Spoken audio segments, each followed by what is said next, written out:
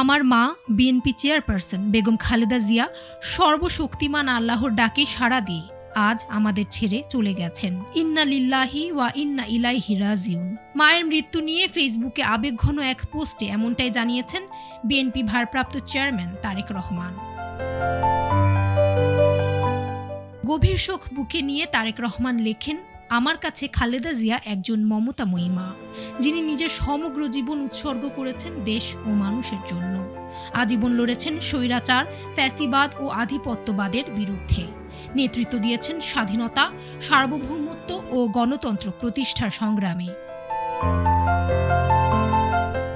মা বেগম জিয়াকে একজন পথপ্রদর্শক উল্লেখ করে তারেক রহমান লেখেন, অনেকের কাছে তিনি ছিলেন দেশনেত্রী, আপোষহীন নেত্রী, অনেকের কাছে গণতন্ত্রের মা, বাংলাদেশের মা।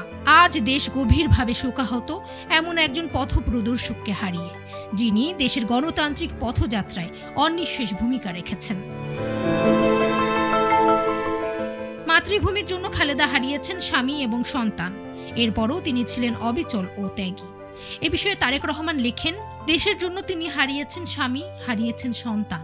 তাই এই দেশের মানুষই ছিল তার পরিবার, তার সত্তা, তার অস্তিত্ব। তিনি রেখে গেছেন জনসেবা, ত্যাগ ও সংগ্রামের এক অবিস্মরণীয় ইতিহাস, যা বাংলাদেশের গণতান্ত্রিক পরিক্রমায় চিরস্মরণীয় হয়ে থাকবে।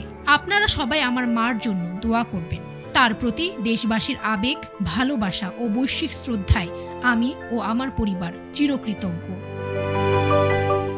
ডেস্ক রিপোর্ট, সময়ের আলো।